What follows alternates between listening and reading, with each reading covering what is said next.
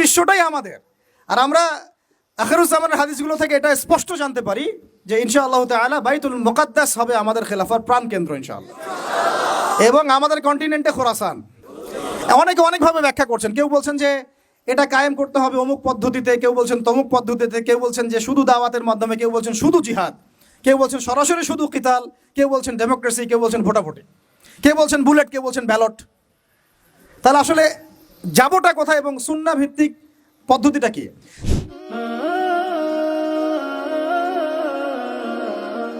আসসালামু আলাইকুম ওয়া রাহমাতুল্লাহি ওয়া বারাকাতুহু।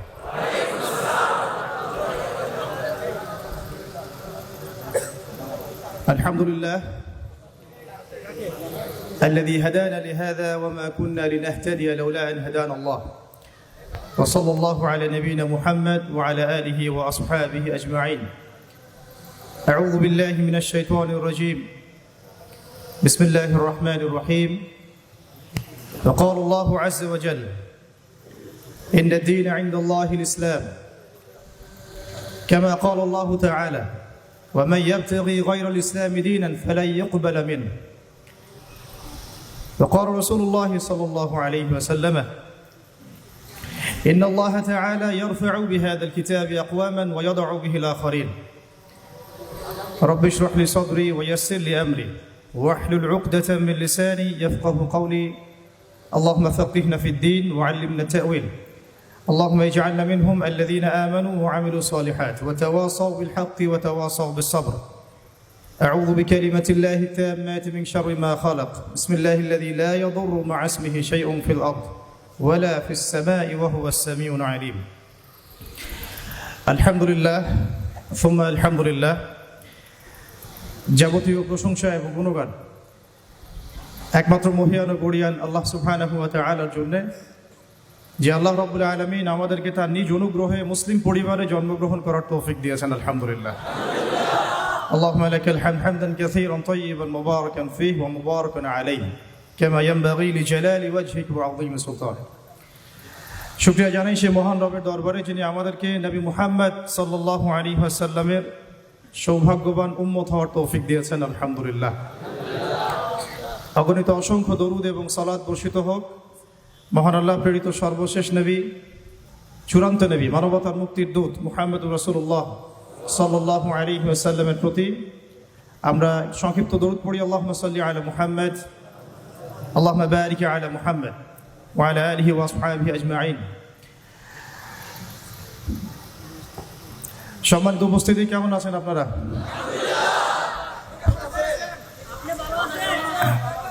আলহামদুলিল্লাহ আলা কুল্লি হাল ওয়া ফি কুল্লি মাকান। এরকম জ্ঞান ইমানদীপ্ত এবং জ্ঞানগর্ভ পরিবেশে ভালো না থেকে কোনো উপায় নাই। আলহামদুলিল্লাহ। আর আমাদের মোহতারাম উস্তাজ যে আলোচনা করেছেন, আমি দুটো বিষয় আশঙ্কা করছিলাম। এক, সবাই তার ভাষা বুঝতে পারছেন কিনা, এটা একটা বিষয়। সবাই কি তার ভাষা এবং ইরাদা বুঝতে পারছেন কিনা, এটা একটা আশঙ্কা। আরেকটা হচ্ছে, আমি আর কি বলবো, বাকি তো সব উনি বলেই দিছেন। তো যেহেতু আমার সামনে এক ঝাঁক তরুণ দিদি ভাই আমার এবং হয়তো বোনরাও আছেন, তো আমি খুব লম্বা আলোচনা না করে কিছু মৌলিক কথা আপনাদের সামনে শেয়ার করতে চাই। সেটা সিরাতুন নবী সাল্লাল্লাহু আলাইহি ওয়াসাল্লামের আলোকে। আমি রিকোয়েস্ট করবো যে আপনারা মোবাইল ফোনগুলোতে একটু বেশি ব্যস্ত হবেন না, আলোচনার মূল সারমর্মর দিকে একটু ফোকাস করেন। আর যত বেশি শো অফ করতে যাব আমরা, তত বেশি আমরা রুহানিয়াত থেকে বঞ্চিত হব। ঠিক আছে? আমাদের কাজ এগুলো না, আমাদের কাজ অনেক গভীর। সেগুলো আস্তে আস্তে আমাদের সামনে ইনশাআল্লাহ দিনের আলোর মতোই পরিস্ফুটিত হবে ইনশাআল্লাহ। তো শো অফ করা বা শো ডাউন করা বা ফ্যান্টাসি, এগুলো আমাদের কাজ না। ঠিক আছে ভাই? আমার কথা মন খারাপ করবেন না। একটু ফোনগুলোকে আমরা নিজ নিজ পকেটে রাখি, আলোচনার দিকে মনোযোগ দিই ইনশাআল্লাহ।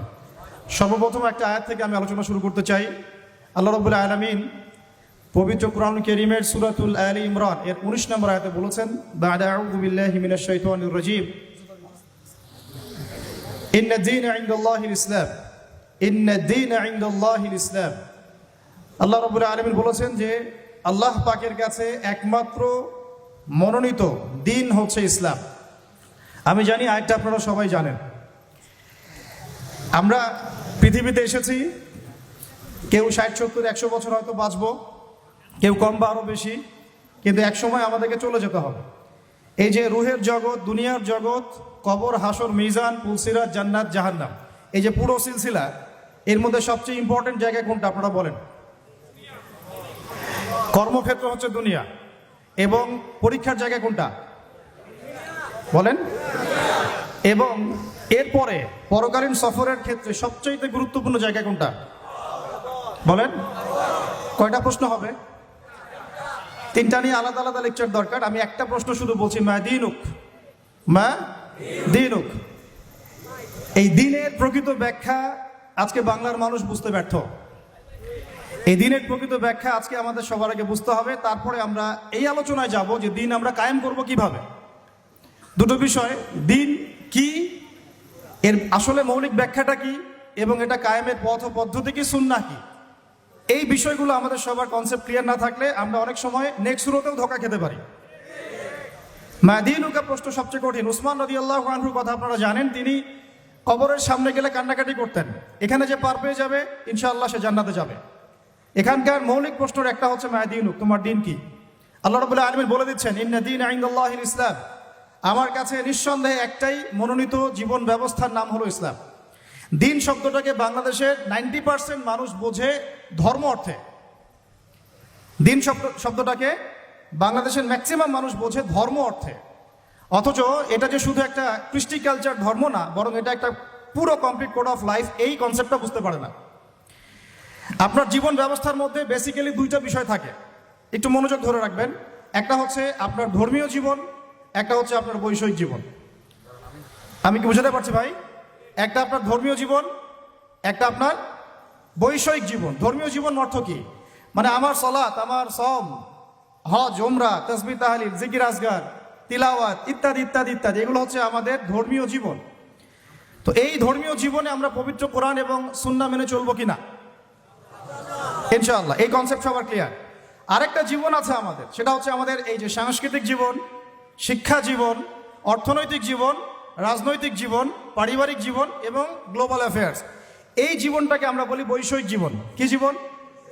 তো এই বৈষয়িক জীবনটাতে ইসলাম মানতে আমাদের দেশের বেশিরভাগ মানুষের অ্যালার্জি আছে, এবং যতক্ষণ পর্যন্ত আমরা ধর্মীয় এবং বৈষয়িক উভয় জীবনে ইসলামকে মানতে পারছি না, পরিপূর্ণ মুসলমান হতে পারি নাই। আমরা মুখে লা ইলাহা ইল্লাল্লাহ বললেও আমরা কিন্তু আবু জেহেল মার্কা মুসলমান হয়ে থাকবো। তো আসুন এখান থেকে আপনাদেরকে 3টা বিষয় আমি একটু বোঝানোর চেষ্টা করি। 1 নাম্বার, আমার খুব ক্ষুদ্র জ্ঞানে আমি একটা বিষয় অবজার্ভ করেছি যে পুরো ওয়ার্ল্ডে এখন মানুষ বেসিক্যালি এই দিন শব্দকে কেন্দ্র করে 3টা ভাগে ভাগ হয়ে গেছে। কয়টা ভাগে ভাই? 1 নাম্বার হচ্ছে এমন কিছু মানুষ, এমন এক শ্রেণীর মানুষ যারা অবশ্য সংখ্যাগরিষ্ঠ, যারা ধর্মীয় জীবন, বৈষয়িক জীবন কোনো জীবনেই ইসলামকে মানে না, দিনকে মানে না। না ধর্মীয় জীবনে ইসলামকে মানে, না আল্লাহকে মানে, রাসূলকে মানে, আর না বৈষয়িক জীবনে আল্লাহ, রাসূল, ইসলামকে মানে। এই শ্রেণীটার সংখ্যা বিশ্বে বেশি, পুরো পশ্চিমা সভ্যতা এর মধ্যে অন্তর্ভুক্ত, ইল্লা মাশাআল্লাহ।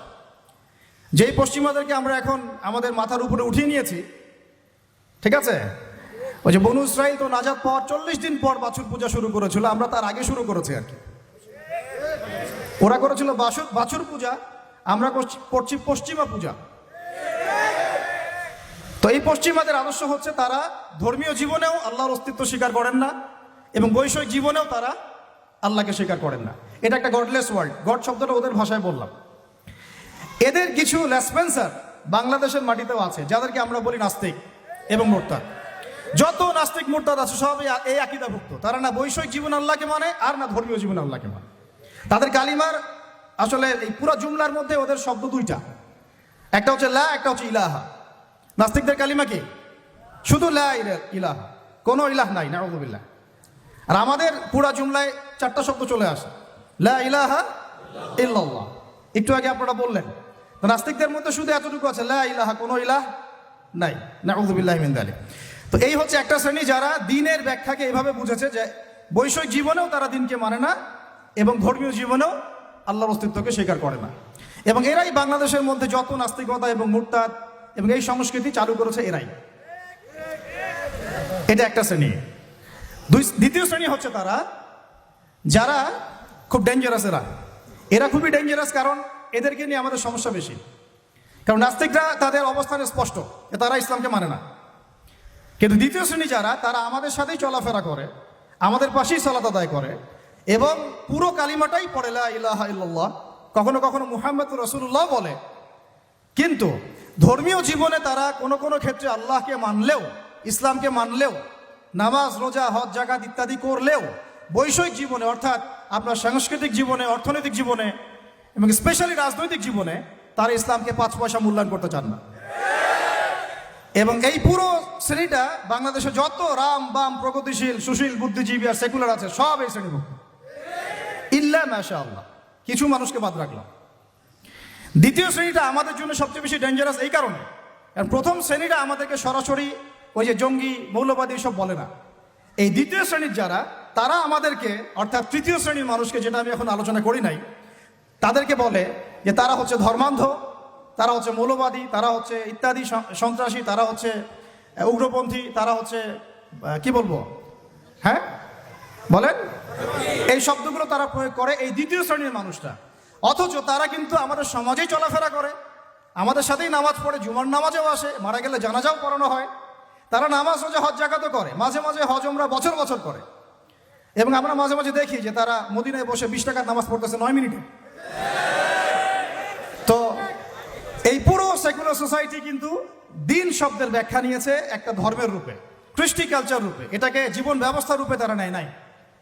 আমার কথা কি বুঝতে অসুবিধা হচ্ছে? আচ্ছা, আর এর বাইরে যারা আছে তৃতীয় শ্রেণীর মানুষ, তারা দিনের পরিপূর্ণ ব্যাখ্যা গ্রহণ করতে সক্ষম হয়েছে আলহামদুলিল্লাহ।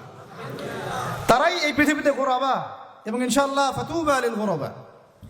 তারা হচ্ছে এই পৃথিবীতে গোরাবা, এই কারণে তাদেরকে মানুষ খুব একটা মূল্যায়ন করছে না।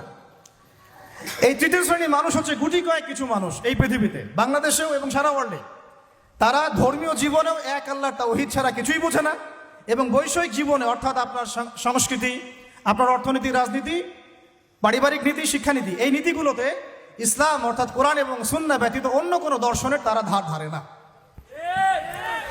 তো দিন শব্দকে কেন্দ্র করে এইভাবে মানুষ 3 ভাগে ভাগ হয়ে গেছে। এখন আপনারা কোন দলে থাকতে চান?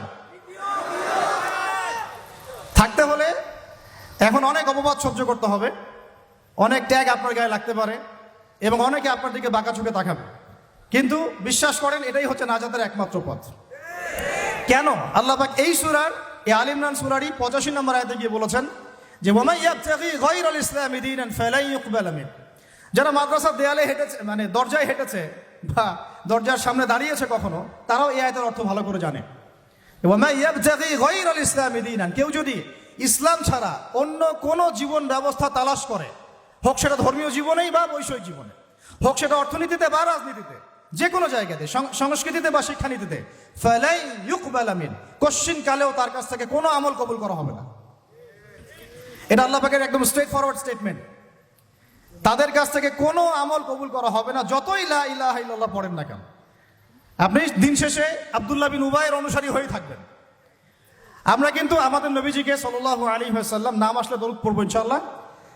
আর তাকে কিন্তু আমরা কখনো হয়তো দেখি নাই, অনেকে স্বপ্নেও দেখি নাই, তাই না? আব্দুল্লাহ বিন উবাই তাকে দেখেছিল, তার পিছনে নামাজও পড়েছে, মুখে কালিমার সাক্ষ্যও দিয়েছে।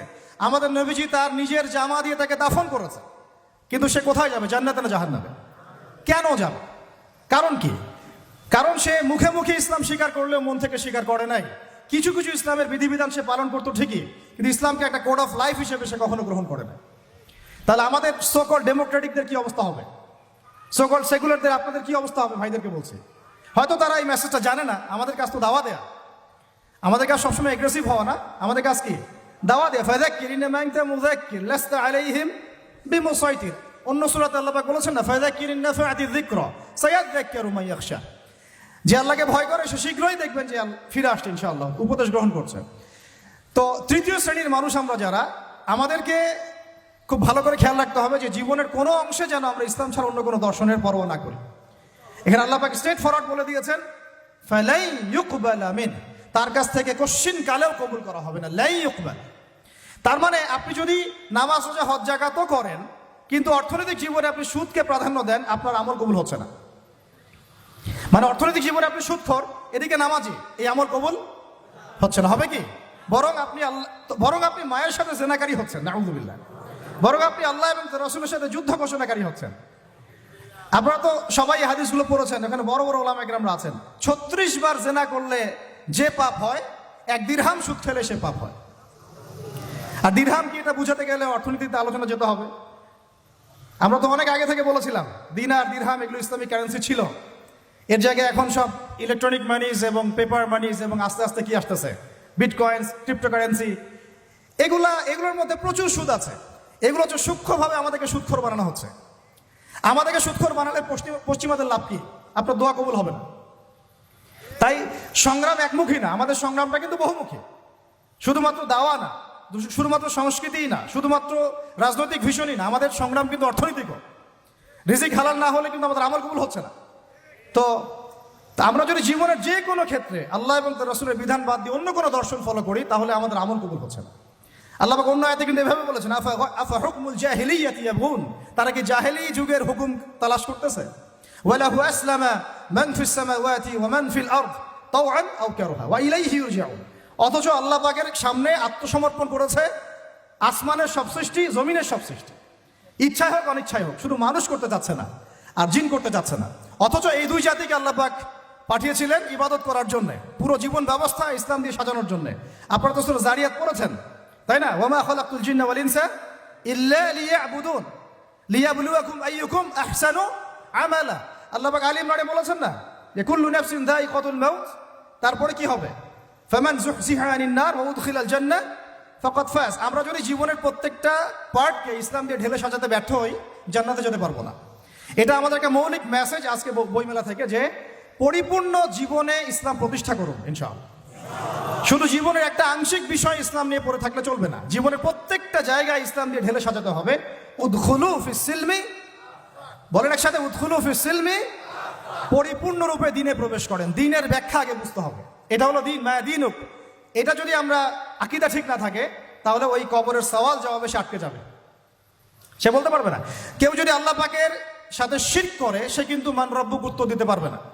একইভাবে কেউ যদি নবী সাল্লাল্লাহু আলাইহি ওয়াসাল্লামের সুন্নাহ বাদ দিয়ে অন্য কোনো সুন্নাহ তালাশ করে ওইভাবে জীবনযাপন করে, সে কিন্তু মান নবীও উত্তর দিতে পারবে না। তো আমাদেরকে এই কনসেপ্টটা ক্লিয়ার রাখতে হবে যে দিন একটা পরিপূর্ণ জীবন বিধান। এখন আসেন যে এর বেসটা কি হবে, এর ভিত্তিটা কি হবে। এর জন্য আপনাকে চলে যেতে হবে ওই বিদায় হজের ভাষণ। বিদায় হজের ভাষণ তো মোটামুটি আপনারা জানেন, আমি আশা করছি। আপনারা তো একটা ইলমি পরিবেশে থাকেন, এই জন্য আমি টাচ করে যাচ্ছি, সবগুলো বলার সময় পাচ্ছি না। এখানে একটা হাদিস আছে, বিদায় হজে অনেকগুলো ভাষণ ছিল, তার মধ্যে একটা ভাষণে নবী সাল্লাল্লাহু আলাইহি ওয়াসাল্লাম বলেছেন, বলুন সাল্লাল্লাহু আলাইহি ওয়াসাল্লাম, যে তারাকতু ফিকুম আমরাইন, আমি তোমাদের মাঝখানে ছেড়ে যাচ্ছি মাত্র দুটো বস্তু। লান তাদিল্লু মা তামাসসাকতুম বিহিমা, তোমরা কোশ্চিন কালেও পথভ্রষ্ট হবে না যতদিন পর্যন্ত এই দুটাকে আঁকড়ে ধরে থাকবে। এই দুটা কি? কিতাব আল্লাহ, আল্লাহর কিতাব, আর কি বলেন, নবীর সুন্নাহ। তো এখন কিতাব এবং সুন্নাহ আমাদের সামনে স্পষ্ট, এবং এই কিতাব এবং সুন্নাহর সাথে সাহাবায়ে কেরাম রাদিয়াল্লাহু আনহুম আজমাইন তাদের মানহাজ দিতে হবে কি হবে না? এই জায়গায় কিন্তু আমাদের অনেক প্র্যাকটিসিং মুসলিম ভাইয়েরও আকীদার মধ্যে গলদ আছে। অনেকে মনে করেন যে খালি কোরআন এবং সুন্নাহ আমি সরাসরি নিব, সাহাবীদেরকে আমি নিব না। এই আকীদা ঠিক না ভাই। সাহাবীদেরকে ছাড়া আপনি কোরআন এবং সুন্নাহ সরাসরি মানতে পারছেন না। কারণ অন্য হাদিসে নবী সাল্লাল্লাহু আলাইহি ওয়াসাল্লাম বলেছেন, আলাইকুম বিসুন্নতি, তোমাদের উপর আমার সুন্নাতটা কি ওয়াজিব, এটা পালন তোমাদের করতেই হবে, ম্যান্ডেটরি। ওয়া সুন্নতি খুলাফায়ে রাশিদিন মাহদিনা মিন বাদি, এবং আমার পরে খুলাফায়ে রাশিদার সুন্নাত তোমাদেরকে মানতে হবে। তাহলে এটা হলো আমাদের পিলার, যে আমরা ইসলাম মানব পরিপূর্ণ জীবনে কোরআন এবং সুন্নাহকে সামনে রেখে, এবং সাহাবায়ে কেরাম রাদিয়াল্লাহু আনহুম আজমাইন তাদের ফাহাম অনুযায়ী, তাদের বুঝ অনুযায়ী। ক্লিয়ার কথা? এবার আসেন, এই ইসলামটার দাওয়াত আমরা দিব, এটাতে আপনারা সবাই এগ্রিড। এখন কথা হচ্ছে এটা আমরা প্রতিষ্ঠা করব কিভাবে। এই তো মূল কথাটা কি, এই দিনটাকে আমরা আমাদের জায়গায় বাংলার জমিনে প্রতিষ্ঠা করব কিভাবে। জরুরি না যে বাংলার জমিনে ইসলামী খেলাফত কায়েম হবে, অন্য কোনো জায়গা হতে পারবে, এটাও কিন্তু জরুরি না। আল্লাহ পাক চাইলে এই খেলাফত সিরিয়ায় কায়েম করতে পারে, ফিলিস্তিনে কায়েম করতে পারে, আল্লাহ পাক চাইলে আরো অন্য কিছুও করতে পারেন। আপনারা সিরাতের আলোকে জানেন, যখন নবী সাল্লাল্লাহু আলাইহি ওয়াসাল্লাম তায়েফে গিয়েছেন এবং তাকে মারা হয়েছে, তিনি ফিরে এসেছেন মক্কায়, তখন কি সাহাবীরা চিন্তা করতে পেরেছিলেন যে কয়দিন পরে আমরা মদিনায় যাব, সেখানে ইসলামিক স্টেট কায়েম হবে? বলেন আমাকে। যখন মক্কায় সাহাবীরা নির্যাতিত হচ্ছেন, যখন নবীজি বলছেন আবিসিনিয়ায় চলে যাও, সেখানে একজন রাজা আছে, তাই না, লা ইউজলামু ইনদাহু আহাদ, তার কাছে কেউ জুলুমের শিকার হয় না, তখন কি সাহাবীরা কেউ কল্পনা করেছিলেন মদিনায় ইসলামী রাষ্ট্র কায়েম হবে? তাই আমরা যেন এই ফিকিরটা শুধু এভাবে চিন্তা না করি যে এতটুকুই জমিন আমাদের, না, পুরো বিশ্বটাই আমাদের। সুবহানাল্লাহ, পুরো বিশ্বটাই আমাদের। আর আমরা আখিরুজ্জামানের হাদিসগুলো থেকে এটা স্পষ্ট জানতে পারি যে ইনশাআল্লাহ তাআলা বাইতুল মুকাদ্দাস হবে আমাদের খেলাফার প্রাণ কেন্দ্র ইনশাআল্লাহ, এবং আমাদের কন্টিনেন্টে খোরাসান। এটার অনেক ব্যাখ্যা, এটা পরে আপনারা আস্তে আস্তে আসবেন এবং এটা নিয়ে আপনারা আলোচনা শুনেছেন, আমি এটা আশা করি। মূল কথাটা বলে আমি শেষের দিকে, ফিনিশিংয়ের দিকে যাব, যে আমরা আসলে এটাকে এখন কায়েম করব কিভাবে। এই প্রশ্নটা কি গুরুত্বপূর্ণ না গুরুত্বপূর্ণ না? অনেকে অনেকভাবে ব্যাখ্যা করছেন। কেউ বলছেন যে এটা কায়েম করতে হবে অমুক পদ্ধতিতে, কেউ বলছেন তমুক পদ্ধতিতে, কেউ বলছেন যে শুধু দাওয়াতের মাধ্যমে, কেউ বলছেন শুধু জিহাদ, কেউ বলছেন সরাসরি শুধু কিতাল, কেউ বলছেন ডেমোক্রেসি, কেউ বলছেন ভোটাভুটি, কেউ বলছেন বুলেট, কেউ বলছেন ব্যালট। তাহলে আসলে যাবোটা কোথায় এবং সুন্নাহ ভিত্তিক পদ্ধতিটা কি? এটার উত্তর দেওয়ার আগে আমি একটা প্রশ্ন করি আপনাদেরকে। আমাকে আপনারা বলেন যে দিন কায়েম করাটা কি ইবাদত না এটা একটা দুনিয়াবি কাজ? বলেন। আচ্ছা, এখন আমাকে বলেন যে ইবাদত কবুল হওয়ার শর্ত কয়টা? বলেন বলেন। দুইটা বা তিনটা? ঠিক আছে তো ভাই, বলেন, সাহস করেন। দুইটা বা তিনটা, তাই না? প্রথমটা হচ্ছে আল্লাহ পাকের সন্তুষ্টির জন্য হতে হবে। তাহলে আমরা দিন কায়েম করতে গেলে কার সন্তুষ্টি থাকবে আমাদের মাথায়? শুধু এক আল্লাহকে রাজি খুশি করার জন্য দিন কায়েমের চেষ্টা করা, শুধু এক আল্লাহর সন্তুষ্টির জন্য, অন্য কাউকে দেখানোর জন্য না, অন্য কাউকে শোনানোর জন্য না, বা গনিমত পাওয়ার জন্য না, শুধু আমার ক্ষমতা দখল করার জন্য না, শুধু এক আল্লাহকে রাজি খুশি করার জন্য আমার দিন কায়েমের মুভমেন্ট থাকবে। এই জায়গায় কিন্তু অনেকের ইখলাস নষ্ট হয়ে যায়, আন্দোলন ব্যর্থ হয়ে যায়। আমাকে বলেন যে এখন এতদিন যা হলো, এখন যা হচ্ছে, ভবিষ্যতে যা হবে, এখানে পুরো সিস্টেমটার মধ্যে ইখলাস কি এটা ছিল যে আল্লাহর জমিনে আল্লাহর তাওহীদ কায়েম করা? এখন আপনারা বুঝতে পারতেছেন। প্রথম দিন আমরা স্ট্যাটাস দিয়েছিলাম যে পশ্চিমার কোনো সেবা দাসকে আমরা গ্রহণ করব না। এখন আস্তে আস্তে সব বুঝতে পারবেন, কেবল তো শুরু, দেখেন সামনে কি হয়। শোনেন, এই উসুলটা মাথায় রাখেন। যখন একটা কওম জুলুম করতে থাকে, যখন একটা কওম জুলুমের উপর জুলুম করতে থাকে, আল্লাহ পাক তার উপরে আরো বড় জালেম চাপায় দেন। এরপরে যখন এই কওমটা মাজলুম হয়ে যায়, আল্লাহকে ডাকতে থাকে, আল্লাহর কাছে আত্মসমর্পণ করে, তখন আল্লাহ পাক তার জন্য ওই ফেরাউন থেকে নিষ্কৃতির জন্য মুসা আলাইহিস সালামের মতো মানুষকে পাঠান। এরপর তারা মুক্তির পথে যায়। আবার যখন এই কওম ওই ফেরাউনের কবল থেকে নাজাত পেয়ে বনু ইসরাইলের উদ্ধত আচরণ শুরু করে, তখন আরো বড় জালেমকে আল্লাহ চাপায় দেন। আমরা যেন এই ভুল করতে না যাই, আমরা যেন এই ভুলটা না করি। আল্লাহ পাক যদি আমাদেরকে ফেরাউনের কবল থেকে নাজাত দিয়ে থাকেন, আমরা যেন উদ্ধত বনু ইসরাইল না হয়ে যাই। এটা আমার খুব হৃদয়ের ভিতর থেকে একটা আকুতি আর কি। তো মূল কথায় আসি যে আল্লাহ পাকের সন্তুষ্টি হবে আমার উদ্দেশ্য, ইখলাস ঠিক রাখতে হবে প্রত্যেকটা কাজে। আপনারা বইমেলায় কেন এসেছেন? আল্লাহকে রাজি খুশি করার জন্য। আমি কেন কথা বলছি? আল্লাহকে রাজি খুশি করার জন্য। আমরা ওস্তাদকে শ্রদ্ধা সম্মান কেন করি? আল্লাহকে রাজি খুশি করার জন্য। নাকি ওস্তাদ আপনাকে প্রশংসা করবেন সেজন্য, নাকি এখানে আপনি কোনো স্বার্থ পাবেন সেজন্য? শুধু এক আল্লাহকে রাজি খুশি করার জন্য যখন আমরা সবাই কাজ করব, দেখবেন অটোমেটিক্যালি তাওহীদ প্রতিষ্ঠা হয়ে গেছে ইনশাআল্লাহ। আপনারা যখন সিরাত পড়বেন দেখবেন খায়বার যুদ্ধের পরে মদিনা ফেরার পথে আরো দুই একটা যুদ্ধ হয়েছে। ওই দুই একটা যুদ্ধের মধ্যে কিছু ইহুদি ওত পেতে আক্রমণের চেষ্টা করেছিল। সেখানে নবী সাল্লাল্লাহু আলাইহি ওয়াসাল্লামের একজন খাদেম ছিল। সেই খাদেম তীরবিদ্ধ হয়। সাহাবীরা বলতে লাগলো যে মাশাআল্লাহ, এ তো পুরো জান্নাতে চলে যাবে। নবী সাল্লাল্লাহু আলাইহি ওয়াসাল্লামের খাদেম ছিল, তীরবিদ্ধ হয়ে শহীদ হলো। নবীজি বলছেন না, সাল্লাল্লাহু আলাইহি ওয়াসাল্লাম বলছেন না, বরং আমি দেখছি তাকে জাহান্নামের আগুনে জ্বলতে। বলেন আউযুবিল্লাহ। সাহাবীরা অবাক হয়ে জিজ্ঞাসা করলেন, কি কারণ ইয়া রাসূলুল্লাহ? তিনি বললেন, খায়বারের গনিমতের মাল থেকে একটা চাদর সে না বলে নিয়েছিল, এই কারণে। খায়বারের গনিমতের মাল থেকে একটা চাদর সে না বলে নিয়েছিল, জাস্ট এই কারণে। তখন সবাই কিছু কিছু করে জিনিস আনা শুরু করলো, জমা দেওয়া শুরু করলো। একটা মেসওয়াক, একটা ডাল পর্যন্ত মানুষ জমা দিয়ে দিল। নবীজি বলেন, এগুলো ছিল জাহান্নামের অংশ যা তোমরা জমা দিলে।